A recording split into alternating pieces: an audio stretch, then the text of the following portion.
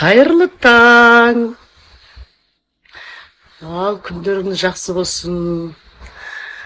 Мына гүлдерге су құйып, кесіп, әдемі гүлдерге Роза Бектасова апамыздың гүлі. Кеше 2 немересін сүндетке отырғызған. Менің жақсы көретін апамның гүлдерін осылай бөліп салып қойдым. Бір базаға сыймай қалды. Ал қазір енді бір жерге жұмысқа барып келем. Сосын арасында душкаға жатып күннің көзінен загар аламын. 15-20 минут. Сосын кешке тойға барамын. Ал бәріңізге амандық болсын. Пока-пока. Күн деген керемет көктер.